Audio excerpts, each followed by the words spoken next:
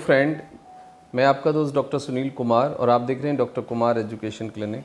बहुत सारे लोगों को लगातार आईबीएस का एक समस्या बना रहता है। आईबीएस से मतलब है कि कभी आपके पेट में दर्द होता है, कभी आपको मरोड़ आता है, कभी पेट में दर्द बनता है, कभी आपको ऐंठा बनता है, कभी आपको दस्त हो जाते हैं, कभी आपको कब्ज़ हो जाता है और लगातार कुछ लोगों में वेट घटता है और एपेटाइट यानी भूख कम हो जाती है और ये समस्या लगातार बनी रहती है। और कई बारी हम लोग कुछ इलाज लेते हैं और इलाज से कुछ दिन फ़ायदा होता है, लेकिन फिर वही समस्या बनी रहती है।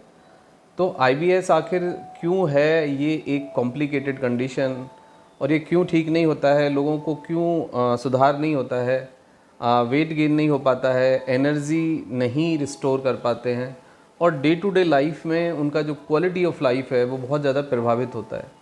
तो आज हम समझने की कोशिश करेंगे कि ऐसा क्या ट्रिगर है जो लगातार परेशान करता है और वो ट्रिगर क्यों ठीक नहीं होने देता है। देखो, आईबीएस के पेशेंट को ये समझना होगा कि सबसे बड़ी बात ये है कि जो हमारे खाने का सिस्टम है, यानी हमारी जो भूख प्यास है, खाने का पचना, उसका प्रोसेस होना, एब्जॉर्ब होना, उसका एक्सक्रीट होना, ये सारी प्रक्रियाएं आप ये ना सोचें कि ये पेट खुद से कर सकता है।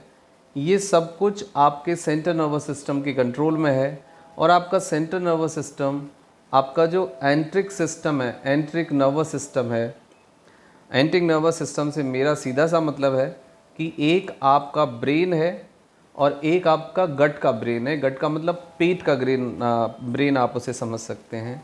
यानी जिस तरह से हमारा मतलब नर्वस सिस्टम है एक कंप्लीट ऑर्गन्स है और उसके अंदर सारी चीज़ें होती हैं, ऐसे ही हमारा एक कंप्लीट डाइजेस्टिव सिस्टम है। उसकी अपनी इम्यूनिटी है, उसकी अपनी साउंड है, उसका अपना मैसेज है, उसका अपना सुख दुख है और उसका अपना ट्रिगर है, एक्शन है और रिएक्शन है। तो आपको इन सारी चीज़ों को समझना होगा। अब आईबीएस के पेशेंट में ट्रिगर जो है वो क्या है, उसको हम सबसे पहले समझेंगे। आईबीएस के पेशेंट का ट्रिगर, सबसे बड़ा ट्रिगर ये है कि सोमेटाइजेशन का मतलब होता है कि एक समय के बाद यदि लगातार आपको पेट से संबंधित समस्याएं रहें तो पेट की समस्या आपको दिमागी समस्या पैदा कर सकती है। ये कोई आश्चर्य की बात नहीं है, क्योंकि पेट भी आपके शरीर का ही हिस्सा है और दिमाग भी आपके शरीर का हिस्सा है। यदि लगातार आपका पेट खराब रहेगा तो कुछ दिन के बाद आपको एंजाइटी, डिप्रेशन, इंसोम्निया, सोमेटाइजेशन, ये सब होगा। ओसीडी होगी, मतलब आपका ब्रेन एक ही जगह लगा रहेगा, या तो आप सेंट्रलाइज एक जगह हो जाएंगे कि भाई आपके की धड़कन बढ़ गई है, आपको कुछ खिंचाव है, कुछ धुआं सा है अंदर, कुछ गोला सा बन गया है, कुछ एसिड बन गया है, या फिर आप पेट का जो कोई सिम्टम्स है आप उसको लेके कंटिन्यूसली रिपीटिशन में रहेंगे। तो इससे सबसे बड़ा नुकसान ये होता है कि जो एंट्रिक नर्वस सिस्टम यानी पेट का और सेंट्रल नर्वस सिस्टम जो आपका ब्रेन का एक कनेक्शन होता है, वो कनेक्शन कम्प्लीटली लॉस्ट हो जाता है और आप अपनी भूख प्यास को अच्छे से नहीं समझ पाते हैं। पहले लेवल पे ये प्रॉब्लम आती है।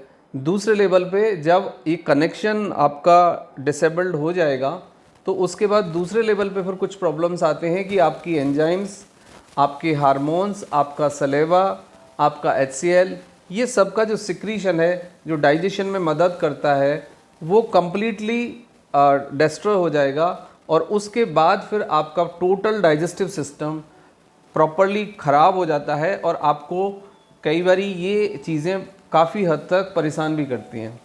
तो मेरा कहने का मतलब ये है कि यदि दिमाग ठीक है तो पेट ठीक हो ही जाएगा, और यदि पेट ठीक है तो लेट एंड अर्ली आपका जो न्यूरोलॉजिकल प्रॉब्लम्स हैं वो भी ठीक हो जाएंगी। लेकिन यदि आप ये चाहते हैं कि भाई आप पेट ठीक कर लें और आप अपने फियर को, आप फियर साइकोसिस को, फियर साइकोसिस से मेरा सीधा सा मतलब है कि आने वाले कल में कोई बड़ी बीमारी हो जाएगी या मुझे कोई बड़ी बीमारी हो गई है, कोई ऐसी बीमारी हो गई है कि पता ही नहीं लग रहा है, ये सारे जो थॉट्स हैं, ये सारे विचार आपका पीछा करते रहते हैं और आप इस डर के कारण ही बार बार आप टेस्टिंग कराते हैं। अननेसेसरी आईबीएस के पेशेंट में टेस्टिंग होती रहती है जिससे कुछ भी नहीं निकलता है। आईबीएस एक ऐसी समस्या है जो एक डॉक्टर को, फिजिशियन को खुद से ही समझनी होगी उसके सिम्टम्स को, उसकी हिस्ट्री को, उसके प्रेजेंट को, उसके ट्रिगर को और उसके अपने चैलेंजेस को और उसकी अपनी जो फीलिंग है अपने बारे में, उसका जो कॉन्फिडेंस लेवल है, उसकी जो हीन भावना है, उस सब को एक इंसान को खुद समझना होगा और फिर जेनेटिक जो लिंक है उसको पे ध्यान देना होगा। तभी हम समझ पाएंगे कि IBS क्यों होता है और उसको फिर हम कैसे ठीक करें। उसके बाद ये आता है कि आखिर इस कनेक्शन को, इस समस्या को हम कैसे डील करें। IBS की जो समस्या है वो 70 to 80% दिमागी है और 10 से 20% ये शारीरिक है। तो आपको अपने सोच पे काम करना होगा, अपने कॉन्फिडेंस पे काम करना होगा, आपको प्रेजेंट में अपनी एनर्जी को रखना होगा और आपको अपनी एनर्जी को ट्रांसफॉर्म करना होगा काम में, यानी आपको पॉजिटिव एंगेजमेंट देने होंगे ब्रेन को, तो फिर ब्रेन का बेटर कनेक्शन होगा। और सोने के लिए आपको दिमागी रूप से थकान होनी चाहिए और आपको शारीरिक रूप से थकान होनी चाहिए, यानी कि some breathing exercise, some meditation and the walking can help to coordinate the level of brain, mind and ENS, मतलब आपका पेट का, दिमाग का और आपके इमोशन सेंटर का जो कनेक्शन है उसको इस्टेब्लिश करने में। नेक्स्ट लेवल आता है फूड का। अब फूड के लेवल पे कुछ ट्रिगर है, आपको पर्सनलाइज अप्रोच अपनाना होगा। यदि कोई फूड आपको ट्रिगर करता है, आपको इचिंग करता है, आपको स्वेटिंग ज़्यादा होती है, उस फूड को डाइजेशन में दिक्कत होती है, आपको वॉमिट आता है या फिर आपको पेट में हार्डनेस लगती है, तो फिर आपको उस फूड से फूड एलर्जी हो सकती है या फूड इंटॉलरेंस हो सकता है। फूड इंटॉलरेंस से मतलब है कि वो खाना फिर शायद आपके लिए नहीं है। उसमें स्पेसिफिक मिल्क हो सकता है कुछ लोगों के लिए, कुछ लोगों के लिए एग हो सकता है, कुछ लोगों के लिए नॉन वेज हो सकता है और कुछ लोगों के लिए गेहूं भी हो सकता है। तो ये सब पे हमें ध्यान देना होगा। इसके बाद आता है कि आप अपने एटीट्यूड को, आप अपने अप्रोच को, आप अपनी थिंकिंग को कैसे डायरेक्टेड करें, कैसे ठीक करें। इसमें सबसे ज़्यादा जो हेल्पफुल है वो मेडिटेशन है। देखो, मेडिटेशन का मतलब ये नहीं है कि आप कोई मॉन्क बन जाएं या साधु बन जाएं या मॉन्क साधु के चेले बन जाएं, उसकी कोई आवश्यकता नहीं है। आप विजुलाइजेशन करें, आप शांत बैठ के एक फोकस पे कुछ भी एक पॉइंट पे फोकस करें। दूसरा, आप अपनी ब्रीथ पे फोकस कर सकते हैं। तीसरा, आप कुछ म्यूजिक सुन सकते हैं। चौथा, आप कुछ म्यूजिक क्रिएट कर सकते हैं, कुछ नया कर सकते हैं, कुछ बर्तन बनाना सीख सकते हैं, कुछ गाना गाना सीख सकते हैं, कविता लिखें, कविता याद करें, कविता गाएं। ये सबसे फ़ायदा होगा। दूसरा, कुछ नया ऐसा एंगेजमेंट आप अपने ब्रेन के लिए दें, ऐसा नया चैलेंज दें कि जो ब्रेन XY चीज़ों में जितना ज़्यादा इन्वॉल्व था वो वापस आपके अंदर ही उसकी एनर्जी यूटिलाइज हो, आपके नए असाइनमेंट में यूटिलाइज हो, तो उससे फिर आपका एक बेटर कनेक्शन इस्टेब्लिश होगा।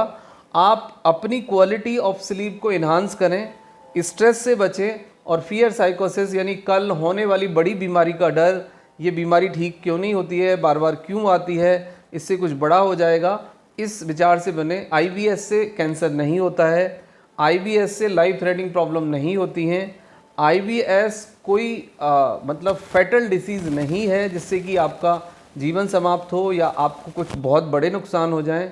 IBS एक कंडीशन है जिसमें कि ब्रेन और आपके गट दोनों का इन्वॉल्वमेंट है। तो ग्रेजुअली आप लाइफस्टाइल मॉडिफाई करें और अपनी सोच पे काम करें और फूड को ठीक करें तो आप ठीक भी हो सकते हैं। लेकिन फिर भी आपको कोई समस्या रहती है तो काउंसलिंग से इसमें बहुत फ़ायदा होता है। काउंसलिंग के साथ साथ कुछ मेडिसिन मैनेजमेंट या कुछ प्रोबायोटिक्स कंसीडर किए जा सकते हैं। लेकिन यदि आपको एंजाइटी, डिप्रेशन, OCD और सोमेटाइजेशन है तो SSR type of the medicine या एंजियोलाइटिंग मेडिसिन आपको दी जा सकती हैं। उसके काफ़ी अच्छे रिजल्ट होते हैं और पेशेंट ठीक भी हो जाता है। तो thank you very much and take care yourself.